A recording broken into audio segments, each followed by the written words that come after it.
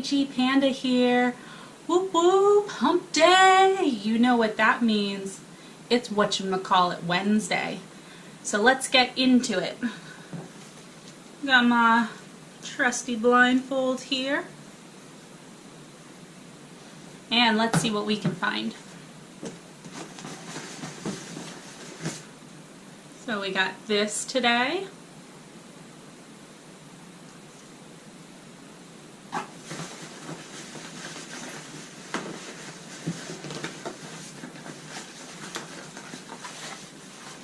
We have, oh, it's never ending. This today. I don't know which side.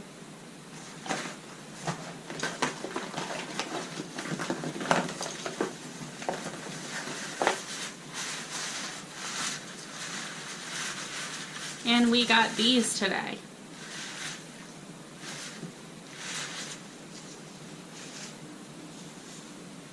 Alright, those are the items, so let's get into it. Alright, so the first item I pulled is this. So this is actually a Sea to Summit cup. This item I have used a lot, and I really like this item. One of the main reasons I like this item is because it's easy to pack up and carry it onto the trail with you. So this is an item that I would recommend in hiking, backpacking, car camping. This is definitely a go-to item of mine. So a couple things about this besides it being easy to pack up. It's super light.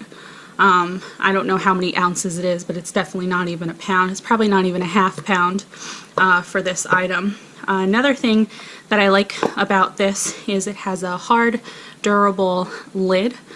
So if you're pouring anything in here, you don't have to worry about it being very loose and hard to handle. This cup is definitely something that I recommend.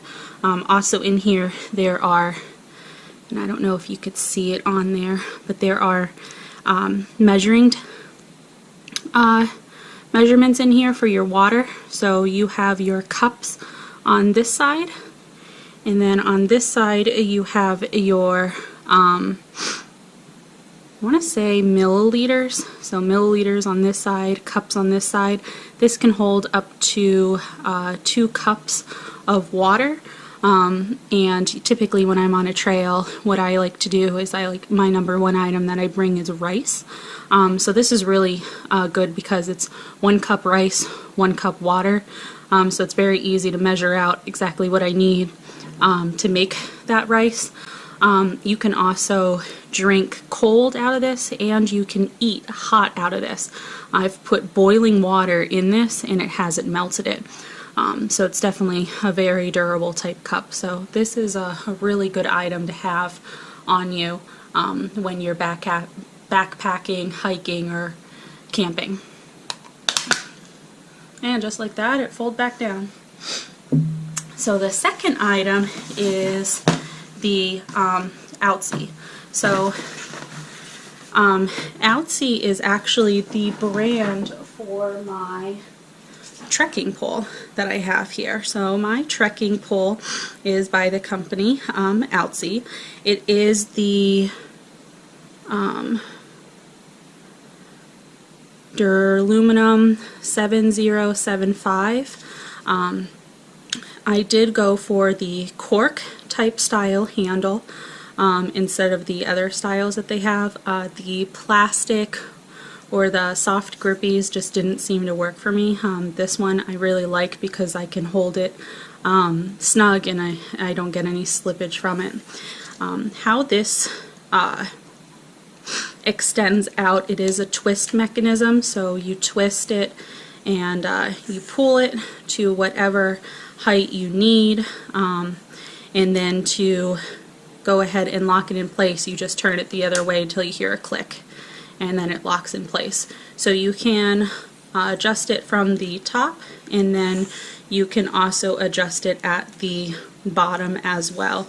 Usually the bottom, I'll bring it out as far as it can go and I lock it into place. And then up here, I've used it so many times that there is already right here. It's very hard to see on there, but there is a small little line of where I lock it in place for my height. Love this trekking pole. There are a number of attachments that comes with this trekking pole that was really nice. So the standard attachment, which is already on it, is the little rock, basically like metal tip onto it. So this is what it standardly comes with. There's 2 trekking poles that come in its pack. I spent like $30 on the trekking pole set. It has a nice carrying case if you want to use the carrying case. And then in the case are all these different attachments. So you do have this attachment here. I haven't used any of these attachments. I want to say that this attachment is for ice, and this attachment is for snow, and then this attachment is just like a more grippage for like a walking type, like a walking stick. It helps grip the rocks or stuff a little bit better. These just clip onto the poles to hold them in place if I wanted to together. I don't use these. I don't use any of these attachments. I just stick with the standard attachment of my trekking pole. It's very light. It's easy to put away. And I haven't had any problems. I've been using this for about a year now. I usually only use 1 trekking pole, but if it's a harder climb, I'll use 2. So if you have any types of those limitations that I talk about in my hiking films with the joints and the legs, definitely recommend getting like a walking pole or a trekking pole of some sort. It definitely helps to alleviate the pressure on your body when you're going onto inclines or going up against rocks and stuff like that. So it definitely helps me out, and I'm sure it's something you might want to look into. So this is definitely a really good item I recommend. And then the last item is this. So this might seem a little odd to you. So these are actually my snake skins that go on my hammock. I do really recommend these, especially with the type of weather that we've been having recently. This is something that I do recommend when you're hanging up a hammock, especially if you have a style that I do. One of the main things with my hammock is I have a rope system, so when I am tying up my hammock, it takes a little bit longer than one of the other systems, especially if I'm adjusting it or need to adjust it. So what these do is these cover my hammock in full. There's 2 of them.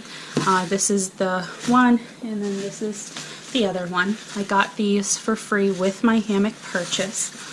This is the small opening where your hammock would be at, and this is the large, so you actually slide it down this way and your ropes are sticking out from this opening.